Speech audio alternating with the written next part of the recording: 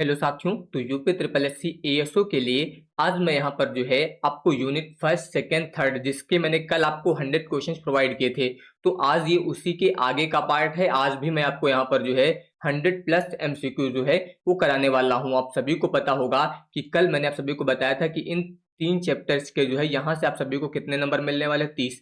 तो इसका कल जो है पहला पार्ट मैंने अपलोड किया था जिसमें मैंने 100 क्वेश्चन आप सभी को बताए थे। तो कल का जो लेवल रखा गया था वो थोड़ा सा जो है इजी रखा गया था। आज के क्वेश्चंस का जो लेवल है वो मॉडरेट टू हार्ड रखा गया है। ठीक है, तो आज भी हम लोग यहाँ पर 100 क्वेश्चंस की प्रैक्टिस करने वाले हैं पूरे। बाकी आप सभी को मैंने बता रखा है कि यहाँ पर जो मैंने आप सभी को ये प्रोवाइड किया है 1 डे रिवीजन बूस्टर बैंक, इसे और साथ ही साथ स्टैटिक्स की शॉर्ट नोट्स और फॉर्मूला नोट्स, इन तीनों को जितना ज्यादा हो सके आप एग्जाम से पहले पहले पढ़ लीजिए अच्छे से। और साथ ही साथ आपके यहाँ पर जो है 12 फुल मॉक टेस्ट भी अपडेट कर दिए गए। एग्जाम से पहले पहले सभी को एक बार आपको हर हाल में जो है प्रैक्टिस कर लेना है। ठीक है, अगर अभी भी आपके पास मौका है, अगर आप चाहें तो एलवी क्लासेस ऐप इंस्टॉल कर लीजिए। इसके फ्री वाले सेक्शन में आपको यूपी जीके इसके अलावा काफी सारे पीडीएफ यहाँ पर अपडेट कर दी है मैंने। ठीक है, तो ये आप लोग याद रखेगा। तो यहाँ से आप फ्री में भी तैयारी कर सकते हैं। बाकी अगर आप चाहें तो यहाँ पर अभी 10 दिन में इससे रिवीजन भी कर सकते हैं। ठीक है, चलिए देखिए यहाँ पर क्वेश्चन कह रहा है कि सांख्यिकी तथ्यों का सामान्यतः अनेक कारणों का संयुक्त प्रभाव पड़ता है, यानी कि जो सांख्यिकी तथ्य होते हैं इन पर अनेक कारणों का जो है संयुक्त प्रभाव पड़ता है। जैसे कि हम लोग कृषि की बात करें, अगर कृषि की बात करें तो कृषि किससे प्रभावित होती है? पानी से, ठीक है, वायु से, यानी कि जितनी भी चीजें होती हैं, खाद्य, बीज, इन सभी के कारण जो है इस पर प्रभाव पड़ता है। तो उसी प्रकार सांख्यिकी तथ्य जो है वो सामान्यतः अनेक कारणों से प्रभावित होते हैं। तो कह रहा है कि यह सांख्यिकी की किस विशेषता को दर्शाता है? तो याद रखिएगा, अनेक कारणों से प्रभावित होना, यहाँ पर जो है सामान्यतः अनेक कारणों का संयुक्त प्रभाव पड़ता है। इसका मतलब क्या है कि ये जो है अनेक कारणों से प्रभावित होना, ठीक है, इस विशेषता को यहाँ पर दर्शा रहा है। अगला कह रहा है, देखिए वहां पर सांख्यिकी क्वेश्चन जो आएंगे आपके, हो सकता है आपको क्वेश्चन पता हो लेकिन लैंग्वेज आपको विशेष रूप से समझनी है, क्योंकि क्वेश्चन के लैंग्वेज पर आपको विशेष फोकस करना है। किस तरीके से क्वेश्चन दिया गया, हो सकता है आपको आंसर पता हो लेकिन क्वेश्चन ही आप ना समझ पाए, तो ये चीजें ध्यान रखिएगा। कह रहा है कि किसी स्पष्ट उद्देश्य के बिना एकत्र किए गए संख्यात्मक तथ्य प्रायः उपयोगी सांख्यिकी आंकड़े क्यों नहीं होते हैं, यानी कि क्यों नहीं माने जाते हैं। अगर कोई उद्देश्य नहीं था और आपने संख्यात्मक डेटा यहाँ पर एकत्र कर लिया है तो वो यहाँ पर निरर्थक होते हैं। तो क्यों निरर्थक होते हैं? क्योंकि यहाँ पर जो है आंकड़े पूर्व निर्धारित उद्देश्य से संबंधित होने चाहिए, यानी कि आप जिस उद्देश्य के लिए आंकड़े एकत्र कर रहे हैं वो उद्देश्य ही अगर आपको नहीं पता होगा तो आंकड़े आप किस कैटेगरी के और किस प्रकार के यहाँ पर एकत्र करेंगे। ठीक है, तो ये ध्यान रखिएगा, पूर्व निर्धारित उद्देश्य से हमेशा आंकड़े जो है वो संबंधित होने चाहिए। अगला कह रहा है कि सांख्यिकीय नियमितता का नियम किस विचार पर आधारित होता है? जो सांख्यिकीय नियमितता का नियम है ये किस विचार पर आधारित होता है? तो अगर मैं बात करूं तो यादृच्छिक रूप से चुना गया जो पर्याप्त नमूना है ये समष्टि का प्रतिनिधि होने का प्रवृत्ति रखता है। यही जो है यहाँ पर सांख्यिकीय नियमितता का नियम कहलाता है। इसे ही क्या बोलते हैं? सांख्यिकीय नियमितता का नियम कहते हैं। ठीक है, अगला कह रहा है यहाँ पर ध्यान दीजिए कि बड़ी संख्याओं की जड़ता का नियम क्या संकेत करता है? तो बड़ी संख्याओं की जड़ता का जो नियम होता है ये बड़ी समुच्चयों के जो है औसत परिणाम अपेक्षाकृत स्थिर होते हैं, इसके बारे में बताता है। क्या बताता है? कि जो बड़े समुच्चय होते हैं उनका जो औसत परिणाम होता है वो अपेक्षाकृत स्थिर होता है। ये आपका जो है जड़ता का नियम जो है बताता है। अगला देखिए, अगला कह रहा है कि किस स्थिति में सांख्यिकी निष्कर्ष का प्रयोग जो है वो विशेष सावधानी से करना चाहिए। आप लोग याद रखिएगा, जब भी आप किसी एक व्यक्तिगत इकाई पर सीधे लागू करते हैं, यानी कि जब आप सांख्यिकी निष्कर्ष जो है किसी एक व्यक्तिगत इकाई पर सीधे लागू करते हैं तो वहां पर आपको विशेष सावधानी जो है वो रखना होगा, क्योंकि आप सभी को पता है कि सांख्यिकी जो है ये व्यक्तिगत इकाइयों का अध्ययन नहीं करती है, ये केवल समूहों का अध्ययन करती है। ठीक है, अगला कह रहा है कि अनुमानित आय को, जैसे कि ये एक अनुमानित आय दी गई है, जैसे अत्यधिक सूक्ष्म राशि में लिखना किस समस्या का उदाहरण है? अब मान लीजिए ये रुपए में दिया गया है, अगर इसको आपको अत्यधिक सूक्ष्म में लिखना है तो यहाँ पर जो है समस्याएं आएंगी। ठीक है, तो इसे बोलते हैं अयुक्ति संगत या फिर मिथ्या परिशुद्धता। क्या बोला जाता है? अयुक्ति संगत या मिथ्या परिशुद्धता जो है यहाँ पर इसे बोला जाता है। ठीक है, अगला देखिए, अगला कह रहा है कि दो श्रेणियों का माध्य समान है। क्या बताया गया? दो श्रेणियां हैं जिनके माध्य समान हैं, परंतु उनके मानों का जो फैलाव है वो बहुत अधिक है। इससे कौन सी सीमा जो है वो स्पष्ट होती है? तो अगर दो श्रेणियों के माध्य समान हैं लेकिन उनके मानों के बीच बहुत अधिक फैलाव है, तो यहाँ पर याद रखिएगा कि यहाँ पर जो समान माध्य वाली श्रेणियां हैं ये हमेशा समान होती हैं, ये सही नहीं होगा। प्रकीर्णन का कोई उपयोग नहीं, ये भी आपका सही नहीं होगा। केवल औसत से वितरण का पूरा स्वरूप जो है ज्ञात नहीं होता है, ये विकल्प आपका सही हो जाएगा। यानी कि यहाँ पर जो है आप केवल औसत से ही जो है वितरण का पूरा स्वरूप ज्ञात नहीं कर सकते। क्यों? जैसे कि मान लीजिए आप किसी की आय का अनुमान लगा रहे हैं, वहां पर एक व्यक्ति की आय जो है वो हम लोग मान लेते हैं 5 रुपए, सबसे कम ले लेते हैं, ठीक है। दूसरे व्यक्ति की आय जो है यहाँ पर सीधे सीधे 500 रुपए है, और तीसरे व्यक्ति की जो आय है यहाँ पर अगर हम लोग ज्ञात करें तो तीसरे व्यक्ति की आय मान लेते हैं हम लोग 600 रुपए है।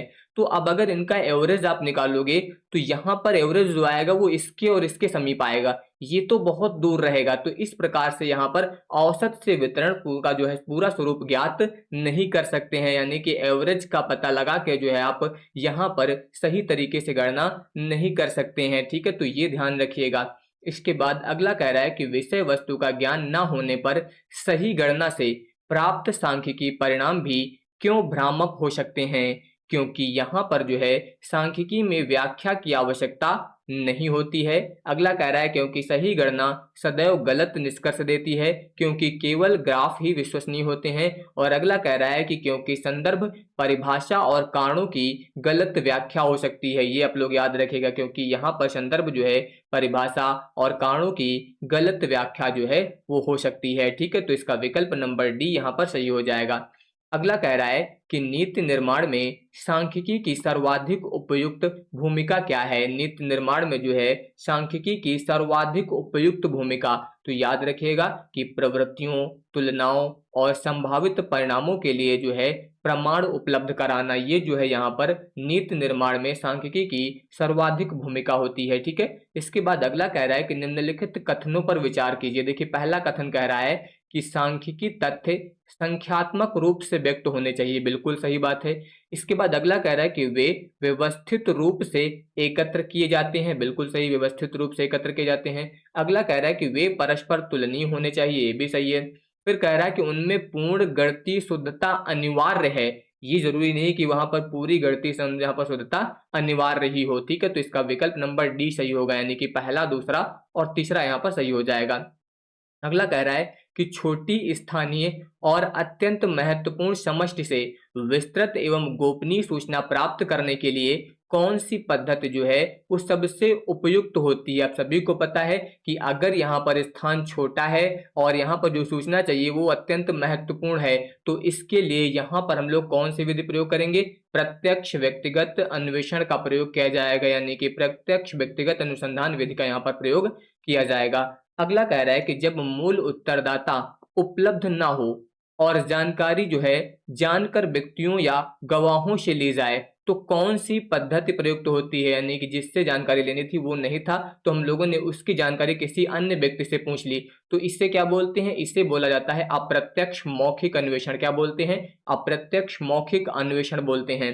अगला कह रहा है कि विशाल क्षेत्र में नियमित रूप से बाजार भाव जैसी सूचना प्राप्त करने के लिए स्थानीय संवाददाता पद्धति का प्रमुख लाभ क्या है? स्थानीय संवाददाता पद्धति का प्रमुख लाभ क्या होता है? तो इसके प्रमुख लाभ की बात करें तो यहाँ पर लागत जो है कम होती है, इसके अलावा निरंतर और व्यापक सूचना जो है यहाँ पर आपको मिल जाती है, ठीक है। तो ये याद रखिएगा, यहाँ पर इसका जो है विकल्प नंबर ए जो दिया गया है आपका ये सही हो जाएगा। इसके बाद आ जाइए अगले क्वेश्चन पर। अगला कह रहा है कि डाक प्रश्नावली पद्धति किस परिस्थिति में अपेक्षाकृत अधिक सफल होती है? तो डाक प्रश्नावली तब ज्यादा सफल होती है जब उत्तरदाता जो है वो शिक्षित हो और प्रश्न जो दिए गए हैं वो सरल और स्पष्ट हो। तो यहाँ पर डाक प्रश्नावली जो है ये जो है सबसे अधिक सफल होती है। अगला कह रहा है कि अनुसूची पद्धति में प्रश्नों के उत्तर सामान्यतः कौन दर्ज करता है? तो अनुसूची में जो उत्तर भरता है वो प्रगणक, यानी कि जो गणना करता होता है वही यहाँ पर जो है उत्तर फिल करता है। अगला कह रहा है कि मुख्य सर्वेक्षण से पहले प्रश्नावली को सीमित स्तर पर आजमाने का प्रमुख उद्देश्य क्या होता है? यहाँ पर प्रश्नावली को जो है सीमित स्तर पर आजमाने का प्रमुख उद्देश्य क्या है? तो इसका उद्देश्य यही है कि जो प्रश्न अस्पष्ट हैं या फिर व्यवहारिक जो कठिनाइयां हैं उनकी पहचान की जा सके, इसीलिए प्रश्नावली को पहले जो है यहाँ पर चेक किया जाता है।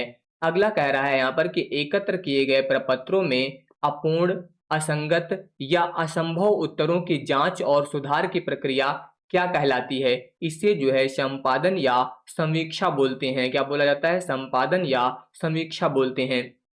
अगला कह रहा है कि द्वितीयक आंकड़ों को उपयोग में लेने से पहले कौन सी तीन जो है वो जांच आवश्यक मानी जाती हैं? जब आप द्वितीयक आंकड़ा यूज कर रहे हैं तो वहां पर आपको उसकी विश्वसनीयता, उपयुक्तता और पर्याप्तता, ये तीनों चीजें जो है यहाँ पर आपको चेक करना पड़ेगा। ठीक है। अगला कह रहा है कि एक आदर्श वर्गीकरण में वर्ग किस प्रकार होने चाहिए? एक आदर्श वर्गीकरण में जो वर्ग होते हैं वो परस्पर अपवर्जित और सामूहिक रूप से पूर्ण होने चाहिए। क्या होने चाहिए? अपवर्जित और सामूहिक रूप से पूर्ण होने चाहिए। अगला कह रहा है कि निकटतम पूर्णांक में मापे गए समावेशी वर्ग, यानी कि दिया गया आपको 18 से 27 और 28 से 37 की वास्तविक वर्ग सीमाएं क्या होंगी? आपको मैंने बताया जब भी आपको वास्तविक वर्ग सीमाएं ज्ञात करनी हो तो हमेशा आपको देखना है ये आपकी जो है लोअर लिमिट होती है। ठीक है, यानी कि ये लोअर लिमिट होती है और ये अपर लिमिट होती है। तो जो लोअर लिमिट होती है इसमें हमेशा आधा घटा दिया जाता है। तो अगर आप 18 में आधा घटा देंगे तो कितना आ जाएगा? ये आ जाएगा 17.5। और जो अपर लिमिट होती है इसमें आधा जोड़ दिया जाता है तो ये बन जाएगा 27.5। एक तो ये बन जाएगा। और अगली जो सीमा होगी, देखिए 28 में आधा कम करेंगे तो ये आ जाएगा 27.5 और 37 में आप आधा जोड़ देंगे तो ये कितना हो जाएगा? 37.5। तो ये वास्तविक वर्ग सीमाएं हो जाएंगी। यानी कि यहाँ पर देखिए आपको विकल्प नंबर डी जो दिया गया है ये सही हो जाएगा। अगला देखिए, अगला यहाँ पर कह रहा है कि आवृत्तियां, देखिए आपको दिया गया 8x, इसके अलावा 15, 12 और कुल आवृत्ति दी गई। तो अगर ये आवृत्तियां दी गई हैं, 8 दिया गया है, x दिया गया है, 15 दिया गया है, 12 दिया गया, तो मैंने अगर इन सभी आवृत्तियों को जोड़ दिया तो इसका मान कुल आवृत्ति के बराबर आना चाहिए कि नहीं? यानी कि 50 के बराबर आना चाहिए। तो यहाँ पर x बराबर 50, देखिए इन तीनों को आप ऐड कर दीजिए। अगर आप ऐड करेंगे तो ध्यान दीजिए 12 8 20 हो जाएगा, 20 10 30 5 35 हो जाएगा, तो ये आ जाएगा 35। यानी कि x बराबर 50 से 35 घटाएंगे तो कितना आ जाएगा? 15। यहाँ पर आपको x की वैल्यू मिल जाएगी 15, लेकिन विकल्प में कहीं पर भी 15 नहीं दिया गया। इसका मतलब विकल्प नंबर ई जो दिया गया है इनमें से कोई नहीं, ये आपका सही हो जाएगा। अगला देखिए, अगला कह रहा है कि किसी वर्ग की आवृत्ति 18 है और कुल आवृत्ति जो है वो 120 है, उस वर्ग की सापेक्ष आवृत्ति क्या होगी? अब इसका फॉर्मूला आपको पता होना चाहिए। यहाँ पर जो है आपको क्या ज्ञात करना है? सापेक्ष आवृत्ति ज्ञात करना है, यानी कि सापेक्ष फ्रीक्वेंसी ज्ञात करना है। ठीक है, आवृत्ति को मैं एफ से लिख देता हूं। तो सापेक्ष आवृत्ति ज्ञात करने के लिए आप लोग याद रखिएगा फॉर्मूला होता है आवृत्ति बट्टे कुल आवृत्ति। जो वर्ग की आवृत्ति होती है, फॉर्मूला होता है वर्ग की आवृत्ति और बट्टे में होता है कुल आवृत्ति। कुल आवृत्ति, तो ये फॉर्मूला होता है सापेक्ष आवृत्ति ज्ञात करने का। तो वर्ग की आवृत्ति कितनी दी गई है? 18, तो ये हो जाएगा 18। कुल आवृत्ति कितनी दी गई है? 120 दी गई है, इतना हो जाएगा। तो यहाँ पर जब इसको आप भाग करेंगे तो देखिए यहाँ पर अगर आप ये जीरो कैंसिल करें तो सबसे पहले दशमलव लग जाएगा। अब अगर इसको आप 12 से भाग करेंगे तो देखिए 12 एक कम 12 आ जाएगा, 6 बचेगा, 12 पंचे 60, यानी कि 0.15। यहाँ पर जो विकल्प नंबर बी दिया गया ये सही हो जाएगा। अब आपको यहाँ पर जो है ये फॉर्मूला अच्छे से तैयार रखना है। बस जब भी आपको सापेक्ष आवृत्ति ज्ञात करनी हो तो सापेक्ष आवृत्ति के लिए याद रखिएगा वर्ग की आवृत्ति और बट्टे में होता है कुल आवृत्ति। ये फॉर्मूला याद कर लीजिए कि सापेक्ष आवृत्ति बराबर वर्ग की आवृत्ति और बट्टे कुल आवृत्ति होता है। और अगर मान लीजिए आपको सापेक्ष आवृत्ति की जगह पर प्रतिशत आवृत्ति बोल दिया जाता, सापेक्ष की जगह पर आपसे क्या बोला जाता? प्रतिशत आवृत्ति, तो जो ये फॉर्मूला दिया गया सेम यही रहेगा, बस केवल इसमें 100 से गुणा कर देना है। यानी कि वर्ग की आवृत्ति बट्टे कुल आवृत्ति गुणे 100, जब 100 से गुणा कर देंगे तो ये बन जाएगा प्रतिशत आवृत्ति का फॉर्मूला। ठीक है, तो ये याद रखिएगा। देखिए यहाँ पर अगला क्वेश्चन उसी पर आ ही गया है। कह रहा है कि कुल जो है 240 प्रेक्षणों में से 36 जो है वे किसी वर्ग में है, उस वर्ग की प्रतिशत आवृत्ति क्या होगी? तो अब की बार आपको यहाँ पर जो है प्रतिशत आवृत्ति यानी कि प्रतिशत फ्रीक्वेंसी ज्ञात करनी है। तो जो अभी मैंने फॉर्मूला बताया था, क्या बताया था? वर्ग की आवृत्ति यानी कितनी है? 36, ये हो जाएगा। ठीक है। कुल आवृत्ति कितनी है 240, ये हो जाएगा।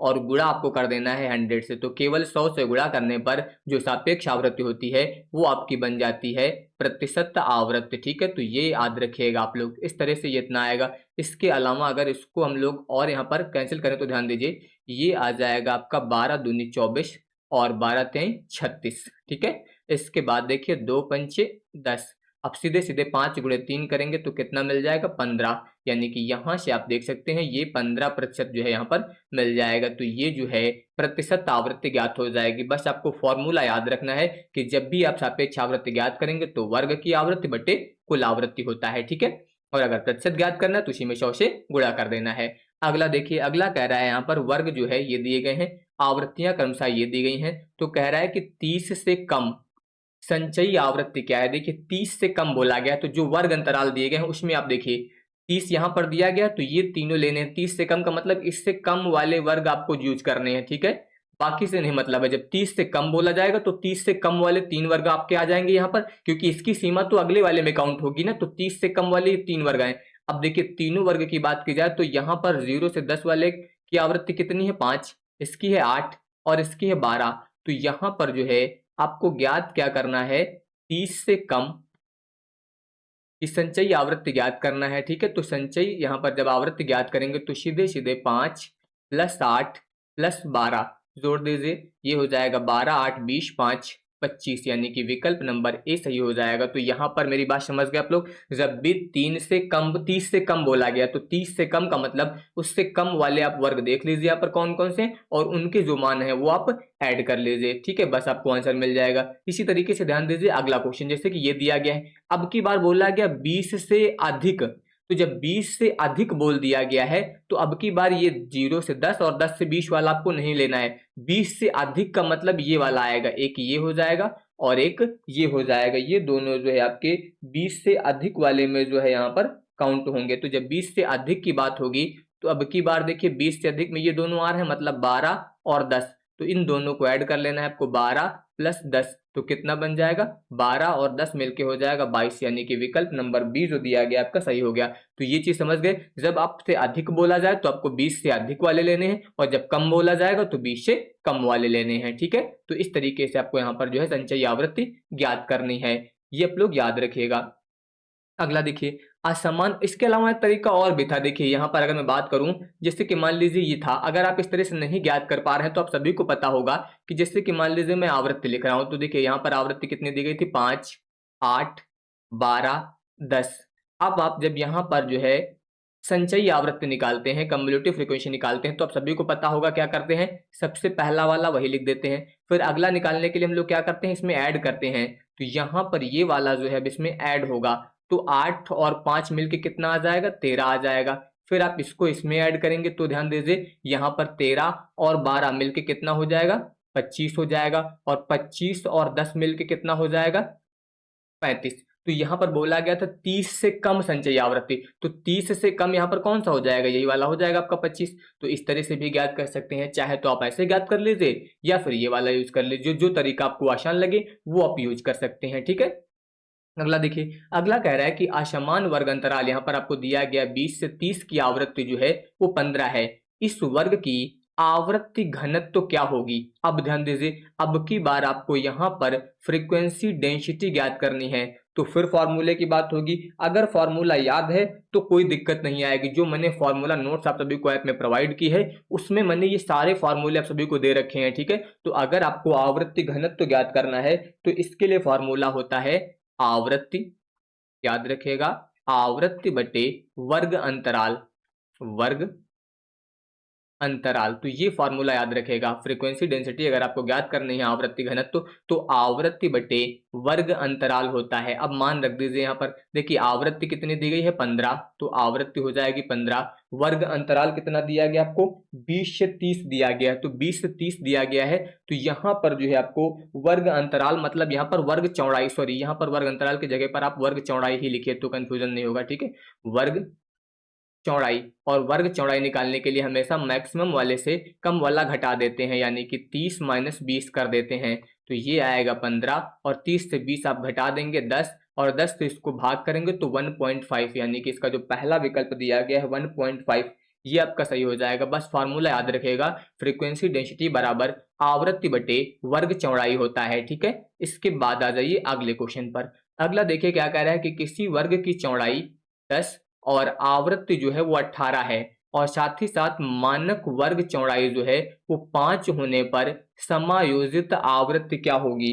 अब की बार आपको यहाँ पर समायोजित आवृत्ति पूछ रहा है, तो अब इसका भी फार्मूला आपको याद होना चाहिए। देखिए अगर फार्मूला याद है तो ये बहुत ही छोटे क्वेश्चन है, लेकिन अगर फार्मूला याद नहीं है तो फिर आप इनको सही नहीं कर पाएंगे, ठीक है। तो ये याद रखिएगा, तो फार्मूला होता है समायोजित आवृत्ति बराबर वास्तविक आवृत्ति, वास्तविक आवृत्ति गुणे यहाँ पर होता है मानक चौड़ाई, मानक चौड़ाई, और बटे में होता है वास्तविक चौड़ाई, वास्तविक चौड़ाई। तो ये फॉर्मूला याद रखेगा कि समायोजित आवृत्ति अगर आपको ज्ञात करनी है तो समायोजित आवृत्ति बराबर होता है वास्तविक आवृत्ति गुणे मानक चौड़ाई बटे वास्तविक चौड़ाई। तो देखिए वास्तविक आवृत्ति कितनी दी गई है, तो अगर यहाँ पर मैं बात करूं तो देखिए यहाँ पर आवृत्ति आपको कितनी दी गई है, 18 दी गई है, ठीक है। तो ये वास्तविक आवृत्ति हो जाएगी।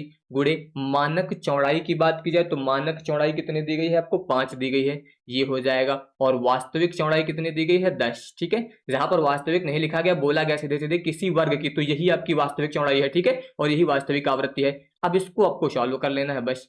तो यहाँ पर अगर मैं बात करूं तो ये हो जाएगा 5 दूनी 10, 2 बार चला जाएगा, और 2 से अगर आप इसको कैंसिल कर देंगे तो 9 बार जाएगा। कुल मिला के यहाँ पर आंसर जो है पहला वाला विकल्प जो दिया गया है 9, ये आपका सही हो जाएगा, ठीक है।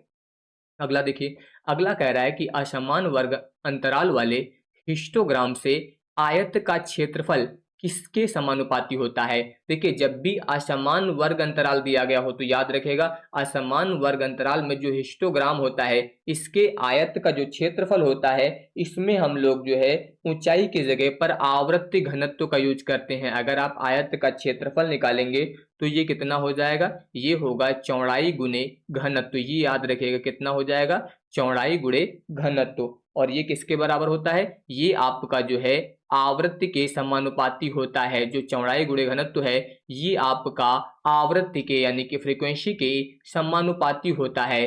तो यहाँ पर जो है ये किसके बराबर होगा, वर्ग की आवृत्ति के किसके समानुपाती होता है, याद रखिएगा हिस्टोग्राम के आयत का जो क्षेत्रफल होता है वो हमेशा किसके समानुपाती होता है, तो ये वर्ग की आवृत्ति के समानुपाती होता है। ये याद कर लीजिए कि अगर आपको असमान वर्ग अंतराल दिया गया है तो उसमें हिस्टोग्राम में आयत का जो क्षेत्रफल होगा वो हमेशा आवृत्ति के समानुपाती होगा, जो वर्ग की आवृत्ति होगी उसके समानुपाती होगा, ठीक है। यहाँ पर देखिए कह रहा है कि आवृत्ति बहुभुज को आधार रेखा तक बंद करने के लिए सामान्यतः जो है क्या किया जाता है। तो आवृत्ति बहुभुज को आधार रेखा तक अगर आपको बंद करना है तो यहाँ पर जो है उसके दोनों सिरों पर शून्य आवृत्ति वाले जो है काल्पनिक वर्ग मध्य जो है ये जोड़े जाते हैं। ये आप लोग याद रखिएगा, दोनों सिरों पर शून्य आवृत्ति वाले काल्पनिक वर्ग मध्य जो है यहाँ पर जोड़े जाते हैं। अगला देखिए, अगला कह रहा है कि से कम और से अधिक ओजायु के प्रतिच्छेद बिंदु सामान्यतः जो है कौन सा माप जो है वो प्राप्त किया जाता है। तो आपको मैंने बता रखा है कि जब भी ओजायु यहाँ पर प्रतिच्छेद बिंदु की बात होगी, ओजायु रेखा की बात होगी, तो इससे जो हम लोग क्या प्राप्त करते हैं, माध्यिका प्राप्त करते हैं। ओजायु से क्या प्राप्त किया जाता है, तो माध्यिका प्राप्त की जाती है, ठीक है। अगला कह रहा है कि से कम ओजायु बनाते समय क्षैतिज अक्ष पर सामान्यतः क्या लिया जाता है। तो यहाँ पर जो है क्षैतिज अक्ष पर क्या लिया जाता है, तो याद रखेगा जब भी से कम बात हो, देखिए कम वाले में हमेशा क्या लिया जाएगा, ऊपरी वर्ग सीमाएं ली जाएंगी। अगर यहाँ पर से कम लिखा है तो से कम वाले में हमेशा ओजायु वक्र बनाते समय क्षैतिज रेखा पर उच्च वर्ग की सीमा यानी कि ऊपरी वर्ग की सीमाएं ली जाएंगी। बिल्कुल विपरीत याद रखेगा, विपरीत याद रखेंगे तो आपको दिक्कत नहीं आएगी। से कम में क्या लेना है, ऊपरी वर्ग की सीमा। और अगर मान लीजिए आपको ये दे दिया जाए से अधिक ओजायु वक्र में संचयी आवृत्तियां सामान्यतः किन मानों के सामने प्लॉट की जाती हैं, तो अब की बार से अधिक है तो से अधिक वाले में हमेशा निम्न वर्ग की सीमाएं लेते हैं। बिल्कुल विपरीत होता है, अगर ये याद कर लेंगे तो कोई दिक्कत नहीं आएगा। से अधिक वाले में हमेशा निम्न वर्ग की सीमाएं और से कम वाले में हमेशा ऊपरी वर्ग की सीमाएं जो है वो लेनी रहेंगी, ठीक है। अगला देखिए, अगला कह रहा है कि तालिका में स्तंभों के शीर्षकों को क्या कहा जाता है। तो तालिका में जो स्तंभ होते हैं, जो कॉलम होते हैं, उनके शीर्षक को कैप्शन बोलते हैं। क्या बोलते हैं? कैप्शन बोला जाता है। अगला कह रहा है कि तालिका के नीचे जो सोर्स होता है, जो सेंसस रिपोर्ट होती है, लिखने का मुख्य उद्देश्य क्या होता है। यहाँ पर मुख्य उद्देश्य क्या होता है? सोर्स का मतलब होता है कि आंकड़ों की उत्पत्ति कहाँ से हुई है, यानी कि आंकड़े कहाँ से लिए गए हैं, उसकी उत्पत्ति के बारे में जो है उस सोर्स तालिका में जो है वो बताया जाता है। ठीक है, तो ये याद रखिएगा। अगला कह रहा है कि तालिका की किसी विशेष प्रविष्ट, चिन्ह या अपवाद को स्पष्ट करने के लिए किसका प्रयोग किया जाता है। तो तालिका की किसी भी विशेष प्रविष्टि या चिन्ह या अपवाद के लिए हम लोग यहाँ पर फुट नोट का प्रयोग करते हैं। किसका प्रयोग करते हैं? फुट नोट का प्रयोग जो है यहाँ पर किया जाता है। अगला कह रहा है यहाँ पर देखिए, अब देखिए न्यूमेरिकल है, क्या कह रहा है कि 40 विद्यार्थियों का औसत 52 है। 40 विद्यार्थी हैं, उनका औसत जो एवरेज है वो 52 है। फिर कह रहा है कि सभी 65 विद्यार्थियों का संयुक्त यहाँ पर जो औसत दिया गया है वो 56 है। तो शेष 25 विद्यार्थियों का औसत क्या होगा? यहाँ पर हम लोग कंबाइंड मीन वाला फॉर्मूला लगा देंगे। सीधे सीधे मैं सी एम लिख देता हूँ, आप लोग समझ लीजिएगा। कंबाइंड मीन की बात हो रही है, यानी कि संयुक्त माध्य की बात हो रही है। तो फॉर्मूला क्या होता है? फॉर्मूला होता है N1 X1 बार प्लस N2 X2 बार, और बट्टे में होता है आपका N1 प्लस N2। ठीक है, इस फार्मूले का अगर मैं यहाँ पर यूज कर दूं तो अब ध्यान दीजिए। सबसे पहले देखिए, यहाँ पर आपको संयुक्त माध्य दिया गया है, यानी कि ये आपको कंबाइंड मीन दिया गया है, तो इसकी जगह पे मैं मान रख दूंगा कितना है आपका 56 बराबर। अब देखिए N1, N1 का मतलब ये 40 विद्यार्थियों की बात हो रही है, तो N1 का मान हो जाएगा 40 और इनका औसत दिया गया 52, यानी कि X1 बार का मान कितना हो जाएगा? 52। इतना हो गया। फिर प्लस, फिर कह रहा है शेष 25 विद्यार्थियों का, यानी कि N2 का मान हो जाएगा 25 और X2 बार का मान हम लोगों को अब निकालना है। और बट्टे में देखिए N1 प्लस N2 टोटल कितना दिया गया? 65। ये तो सारे मान पता है। अब केवल यहाँ से आपको X2 की वैल्यू निकालनी है। तो X2 की वैल्यू निकालने के लिए पहले तो यहाँ पर क्या करना पड़ेगा? इन दोनों का जो है गुणा करना है, यानी कि 65 का गुणा आपको 56 में करना है। जब इन दोनों का गुणा करेंगे तो ये लगभग जो आएगा वो 36-40 आ जाएगा। एक बार गुणा करके आप लोग चेक कर लीजिएगा। ठीक है, तो 65 गुणे 56 करने पर कितना आ जाएगा? ये आ जाएगा 36-40। अब ध्यान दीजिए, ये 40-52 दिया गया, तो इसका गुणा करके हम लोग इधर लाएंगे तो माइनस में आएगा। तो देखिए ये हो जाएगा 0, 4 दूनी हो जाएगा 8 और 4 पंचे हो जाएगा 20, यानी कि ये कितना हो गया? 2080। और बराबर में कितना आ गया?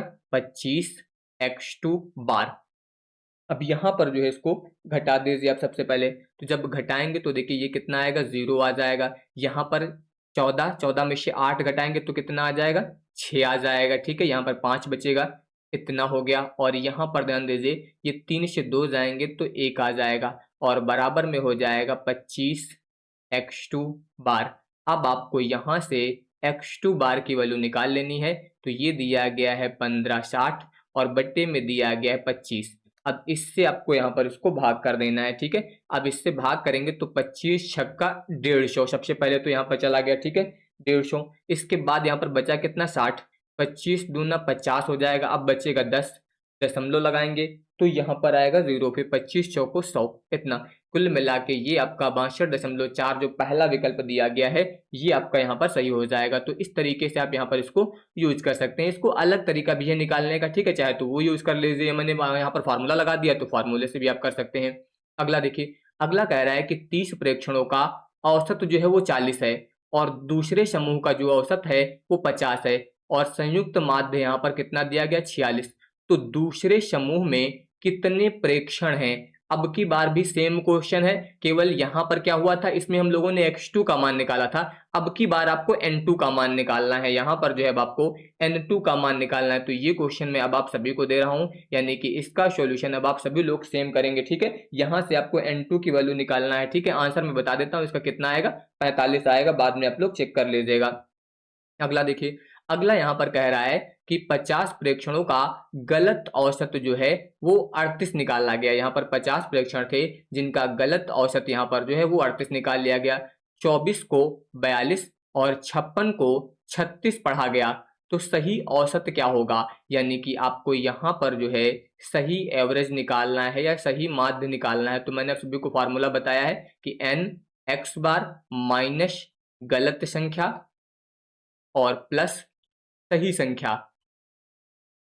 और बट्टे में होता है n। ये फार्मूला आप यूज करिए। तो देखिए यहाँ पर n x बार कितने प्रेक्षण है 50, तो ये हो जाएगा 50 x बार का मतलब यहाँ पर कितना आ जाएगा 38 माइनस गलत संख्या। अब देखिए क्या बताया गया था कि 24 को 42 पढ़ा गया, मतलब गलत संख्या आपकी एक तो ये है 24 को 42 पढ़ लिया गया, और दूसरा कह रहा है 56 को 36 पढ़ा गया, यानी कि 56 को 36 पढ़ा गया तो ये संख्या गलत है, यानी कि 42 और 36 ये गलती से पढ़ लिया गया, तो यहाँ पर गलत संख्याएं आपको लिखनी है। तो 42 प्लस 36 ये गलत संख्याएं हो जाएंगी दोनों, चाहे तो जोड़ करके लिख दीजिए। प्लस सही संख्याएं कौन सी हैं 24 और 56। अब यहाँ पर आपको 24 और 56 यूज करना है, ठीक है, और बट्टे में हो जाएगा यहाँ पर n का मतलब 50। बस अब इसको आपको सॉल्व कर लेना है, तो सभी लोग इसको सॉल्व कर लेंगे, कहीं पर कोई दिक्कत तो आएगी नहीं, ठीक है। बस गुणा भाग अब आपको करना है, वो आप लोग कर लीजिएगा, ठीक है। कितना आएगा 38.4 आ जाएगा। बस कैलकुलेशन करना है, इसका गुणा कर लीजिएगा, इसको जोड़ करके और इसको जोड़ कर घटा लीजिएगा, ठीक है। तो ये कैलकुलेशन आपको करना है, ये आपका होमवर्क है सभी का, ठीक है, क्योंकि कैलकुलेशन करने में टाइम जाएगा, मुझे आपको कॉन्सेप्ट सिखाने हैं केवल, ठीक है।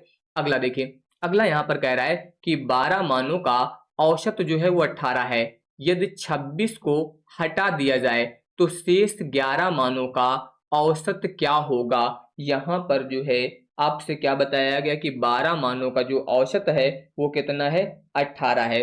तो सबसे पहले अगर यहाँ पर हम लोग 12 संख्याओं का जो है कुल ज्ञात करें, क्या ज्ञात करेंगे टोटल मान ज्ञात करेंगे, तो इसको ज्ञात करने के लिए सीधे सीधे इन दोनों का गुणा कर दीजिए, यानी कि 12 गुणे 18 और 12 गुणे 18 करेंगे तो कितना आ जाएगा 216 आ जाएगा। तो ये अब आपको कुल योग मिल गया, ठीक है। अब क्या बताया गया कि यदि 26 हटा दिया जाए तो ये जो 216 आया है इसमें से अगर हम लोग 26 हटा दें तो शेष कितना बचेगा, ध्यान दीजिए 216 माइनस 26, इसमें से हम लोग 26 हटा देंगे तो ये बच जाएगा अब 190, ठीक है, इतना आ गया। तो कह रहा है कि शेष 11 मानों का औसत क्या होगा। अब आपको यहाँ पर जो है शेष 11 संख्याओं का एवरेज निकालना है।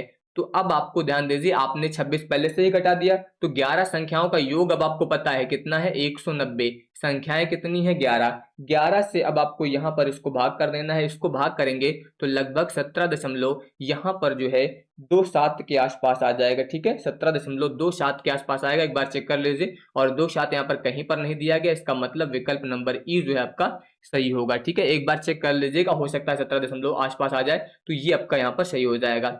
अगला देखिए, इसके बाद कह रहा है कि 9 मानों का औसत 14 है। एक नया मान जोड़ने पर 10 मानों का जो औसत है वो 15 हो जाता है। तो जोड़ा गया मान यहाँ पर जो है वो क्या होगा, आपसे यहाँ पर जोड़ा गया मान जो है वो पूछ रहा है। देखिए इसको डायरेक्ट निकाल सकते हैं, कोई यहाँ पर फॉर्मूला लगाने की जरूरत नहीं, आप सभी को दोनों का योग पता होना चाहिए। देखिए 9 मानों का औसत कितना था 14 था, ठीक है, 9 मानों का औसत कितना था 14, तो सीधे सीधे आप 9 गुणे 14 करेंगे तो इनका योग मिल जाएगा। और 10 मानों का औसत कितना है 15, तो इनका गुणा कर लीजिए 10 गुणे 15 और फिर घटा लीजिए, बस आपको जोड़ा गया मान मिल जाएगा। अगर इसको आप यहाँ पर गुणा करेंगे तो 15 दहम 150 आ जाएगा, और 14 गुणे 9 करेंगे तो ये आ जाएगा आपका 126, और 150 से अगर आप यहाँ पर 126 घटा देंगे तो कितना आ जाएगा 24 आ जाएगा, जो कि विकल्प नंबर डी में यहाँ पर आपको दिया गया है। इसके बाद देखिए अगला, अगला कह रहा है कि वस्तुओं के मूल्य 20, 30 और 50 रुपए तथा खरीदी गई जो मात्राएं हैं वो 5, 3 और 2, तो प्रति वस्तु जो है यहाँ पर भारित औसत मूल्य क्या होगा। यहाँ पर जो है आपको भारित औसत मूल्य ज्ञात करना है। देखिए यहाँ पर मूल्य आपको दिए गए हैं, तो अगर मैं मूल्य की बात करूं तो 20 रुपए दिया गया, 30 रुपए दिया गया और 50 रुपए दिया गया, और मात्रा कितनी दी गई इनकी 5 दिया गया, 3 दिया गया, 2 दिया गया, ठीक है। तो चलिए देखिए, एक तरफ हम लोग लिखते हैं मूल्य और एक तरफ मात्रा यानी कि भार लिख लेते हैं। तो ध्यान दीजिए ये हो जाएगा आपका 20, 30, 50, भार कितना है आपका 5, 3, 2। तो सबसे पहले आपको निकालना है x इंटू डब्ल्यू, यानी कि इन दोनों का गुणा।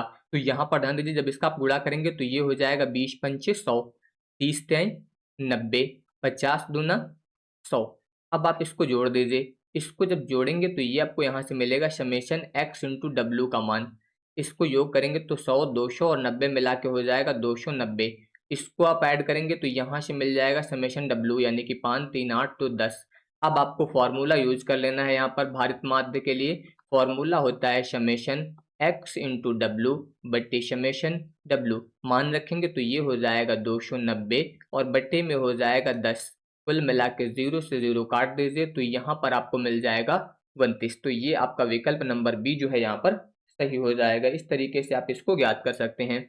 अगला देखिए, अगला कह रहा है कि 12 मानों के लिए कल्पित माध्य जो दिया गया है कितना है, 25 है, से विचलनों का योग जो है 18 है। कल्पित माध्य से जो विचलन है उनका सीधे सीधे आपको योग दे दिया गया है। और वास्तविक अंक गणितीय माध्य क्या है, तो इसके लिए अगर मैं कल्पित माध्य की बात करूं, वास्तविक माध्य ज्ञात करने के लिए जो फॉर्मूला होता है वो होता है आपका A plus summation D by N, ये फॉर्मूला होता है। ठीक है, तो अब यहाँ पर आप ध्यान दीजिए, यहाँ पर हम लोग क्या ज्ञात कर रहे हैं, वास्तविक, यहाँ पर अंक गणितीय माध्य जो है वो ज्ञात कर रहे हैं। तो सबसे पहले देखिए, कल्पित माध्य दिया गया आपको 25, तो ए का मान हो जाएगा 25 प्लस सिग्मा डी आपको दिया गया, क्योंकि पहले ही बोला गया विचलनों का योग 18 है, तो सीधे सीधे आपको सिग्मा डी का मान दे दिया गया है, कुल मिला के 18, और एन का मान कितना है 12, तो यहाँ पर हो जाएगा 12।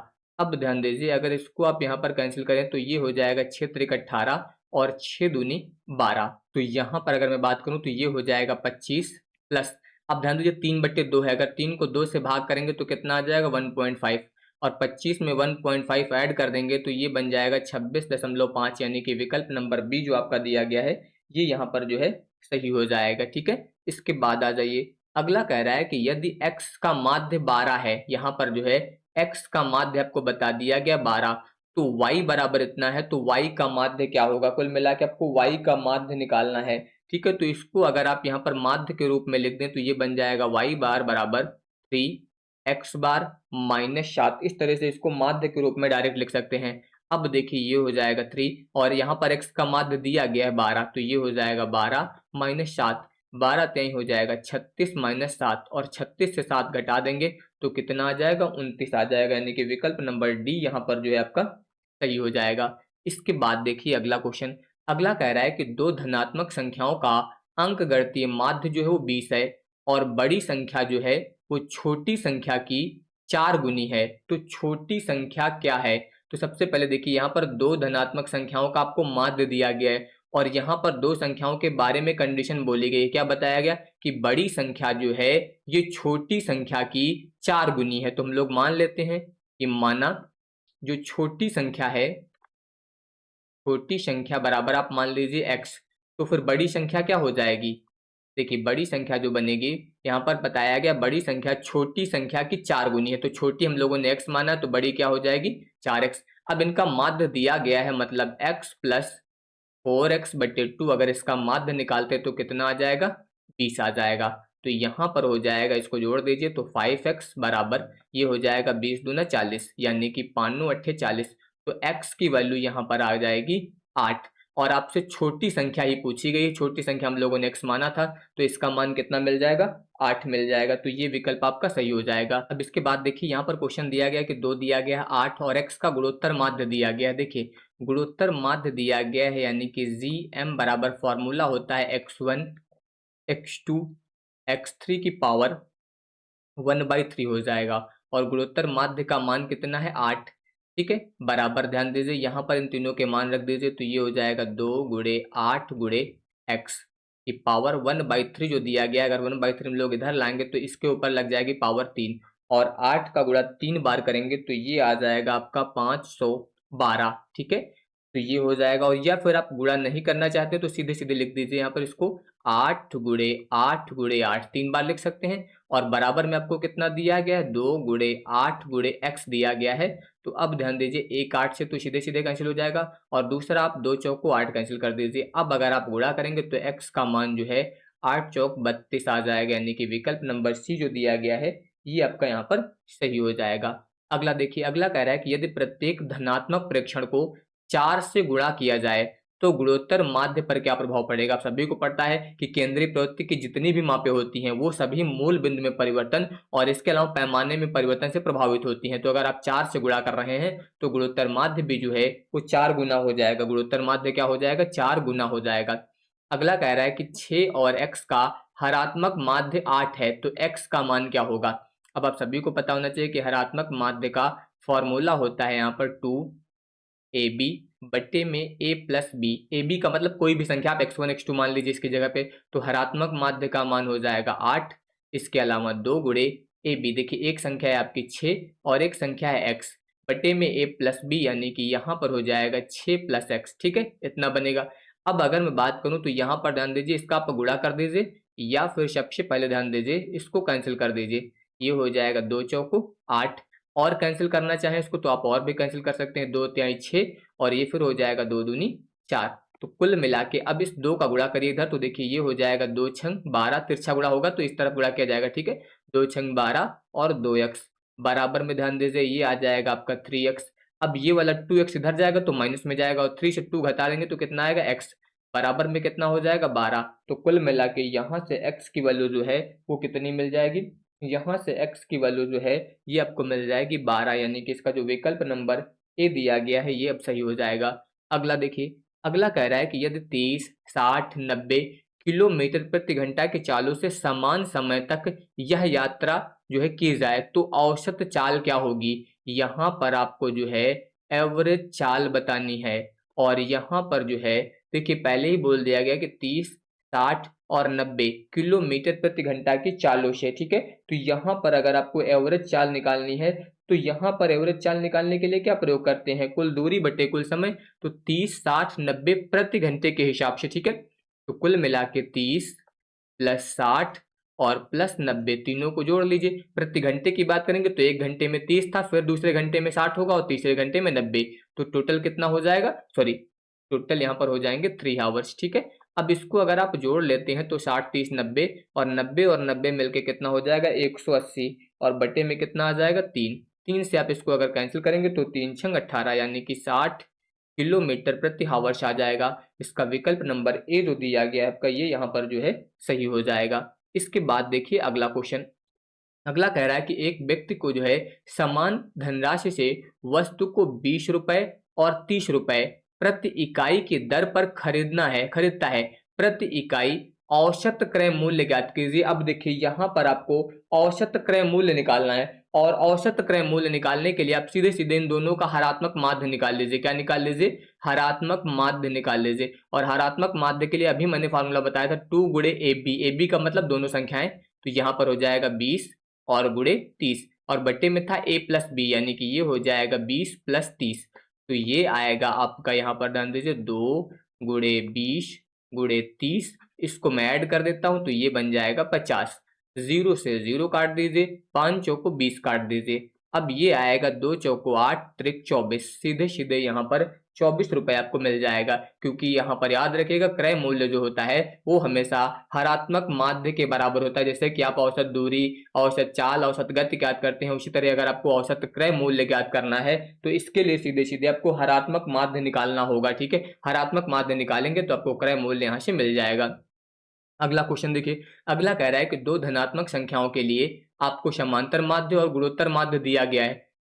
हरात्मक माध्य पूछा जा रहा है, फार्मूला आपको पता होना चाहिए कि जीएम स्क्वायर बराबर होता है एम इंटू एच एम। ठीक है, यहाँ पर हरात्मक माध्य। अब मान रखिए देखिए जीएम स्क्वायर तो 8 का स्क्वायर कर दीजिए, यानी कि 64 आ जाएगा।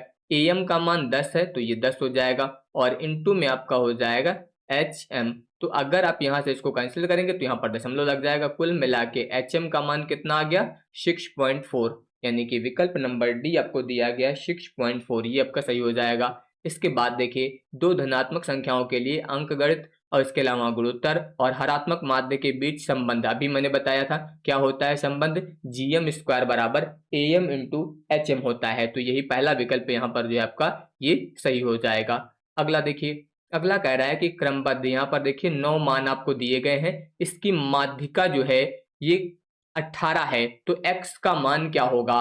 तो यहाँ पर इसकी माध्यिका आपसे पूछी जा रही है और x का मान यहाँ पर जो है क्या होगा। सिंपल सा मान है, देखिए 4 पद यहाँ पर दिए गए हैं, 4 ये दिए गए हैं, ये आपके क्या है माध्यिका, और माध्यिका का मान कितना दिया गया 18, तो सीधे सीधे x की वैल्यू क्या हो जाएगी 18। कहीं कुछ भी कैलकुलेट करने की जरूरत नहीं, डायरेक्ट यहाँ पर जो है आप इसका मान निकाल सकते हैं। ठीक है, तो ये हो जाएगा।